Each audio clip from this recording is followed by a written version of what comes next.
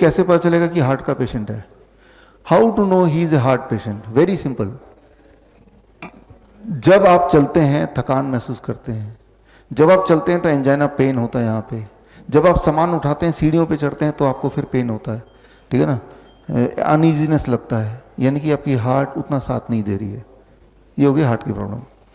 अब जैसे कि सबसे पहला क्वेश्चन मैंने पढ़ा था कि कोई दिक्कत है तो डॉक्टर के पास जाएंगे, तभी तो जाएंगे ना। डॉक्टर क्या बोलेगा? एंजियोग्राफी कर लेते हैं, लगता है ब्लॉकेज है, यही बोलेगा। ठीक है, कर लेते हैं एंजियोग्राफी। एंजियोग्राफी क्या होता है? अब देखिए, ये आपका ब्लड वेसल है, ब्लड का पाइप है, और एक तार लेके यहाँ से तार डॉक्टर लेगा, वो आपके ब्लड वेसल के अंदर ऐसे डालेगा। वो तार ब्लड वेसल घूमता घूमता घूमता घूमता यहाँ तक पहुँचेगा। फिर वो फोटो खींच के देखेंगे कहाँ ब्लॉकेज है, कितना ब्लॉकेज है, 80% ब्लॉकेज, 90% ब्लॉकेज, 100% ब्लॉकेज, ऐसा बताएगा।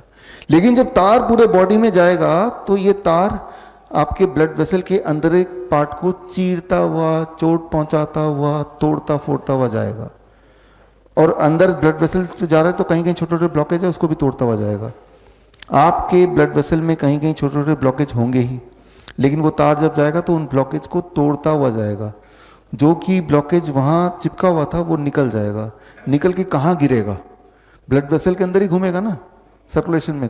जब ब्लड वेसल में घूमेगा तो कहीं भी जाके अटक जाएगा। ब्रेन में अटकेगा तो ब्रेन स्ट्रोक हो जाएगा, किडनी में अटकेगा तो किडनी फेलियर हो जाएगा, पैर में अटकेगा तो गैंग्रीन हो जाएगी, है ना।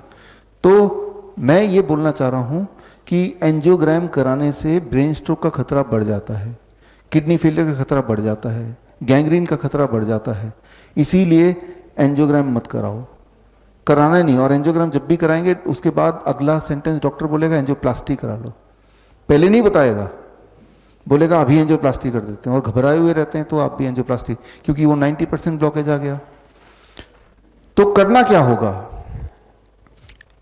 ये बात समझना होगा कि जब भी आपके बॉडी में ब्लॉकेज बनता है तो ब्लड का सप्लाई वहां पे रुकने लगता है। सप्लाई रुक जाएगा तो क्या होगा? जो सेल्स हैं जिनको वो ब्लड मिलने वाला था, दे विल स्टार्ट डाइंग। वो हार्ट के सेल अगर मरेंगे तो उसे हार्ट अटैक बोलेंगे, किडनी के सेल मरेंगे तो किडनी फेलियर बोलेंगे, राइट। इस तरह से अलग अलग बीमारियां बनती हैं कारण से में कि वहां पे सप्लाई नहीं पहुंच पा रही है।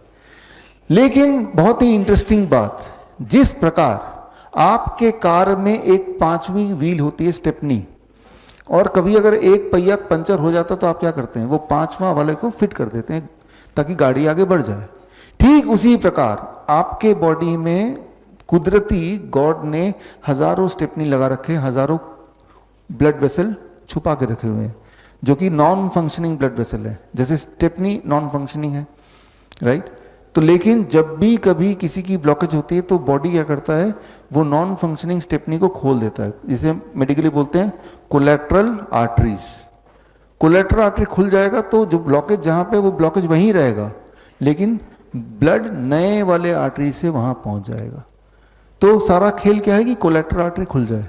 कोलेट्रल आर्टरी कैसे खुलेगा? वही time as medicine, food as medicine and 0 volt medicine. कितना टाइम लगेगा? 1 महीना लगेगा, हर दिन थोड़ा थोड़ा खुलेगा। कैसे पता चलेगा कि खुल गया है? कैसे पता चला था कि आपको हार्ट की प्रॉब्लम थी या है? कैसे पता चला था? जब भी चल रहे थे सांसें फूल रही हैं। आपके उम्र के लोगों के कंपैरिजन में आप ज्यादा थक जाते हैं, आपको चेस्ट पेन होने लगता है, भारी सामान उठाते तो तब अनईजीनेस फील होता है। 1 महीने बाद आप देखेंगे वो सब गायब हो गया। इसका मतलब यह है कि बॉडी ने नया कोलेट्रल आर्टरी खोल दिया है ना। अब जो कोलेट्रल आर्टरीज हैं वो सिर्फ हार्ट में नहीं है, वो किडनी में भी है, लंग में भी है, हर ऑर्गन में है। लेकिन जब आप ये तीनों मेडिसिन लेंगे जो आप ले रहे हैं, time as medicine, food as medicine, 0 volt, तो पूरे बॉडी के कोलेट्रल आर्टरीज साथ साथ ही खुलते जा रहे हैं। तो इस तरह से जो कोलेट्रल आर्टरीज एंजियोग्राम करते वक्त दिखते भी हैं, लेकिन डॉक्टर नहीं बताएगा कि आपका कोलेट्रल आर्टरी खुला हुआ है। डॉक्टर ये बताएगा कि आपके तो तीनों आर्टरी ब्लॉक्ड हैं। अगर तीनों आर्टरी 100% ब्लॉक्ड हैं तो इंसान जिंदा कैसे है? अक्सर आप देखेंगे कि ऐसे लोग मिल जाएंगे जिनको डॉक्टर ने बोला है कि आपके तीनों मेन आर्टरीज बंद हो गए 100%, लेकिन वो तो जिंदा है, क्योंकि उसके बॉडी ने कोलेट्रल आर्टरी को खोल दिया है। इसीलिए जब किसी को हार्ट अटैक होता है वो मरता नहीं है अक्सर। क्यों नहीं मरता है? क्योंकि बॉडी ने नए आर्टरी खोल दिए हैं, इसलिए इसे कहते हैं कोलेट्रल आर्टरीज। तो कोलेट्रल आर्टरी को पहले ही खोल दो। कैसे खोलना है? वही 3 medicine, time, food and 0 volt. Collateral artery खुल गए। यानी कि हार्ट की समस्या खत्म। समस्या खत्म कैसे पता चलेगा? I repeat, symptom will vanish. तो सिम्टम पे जोर रखिए।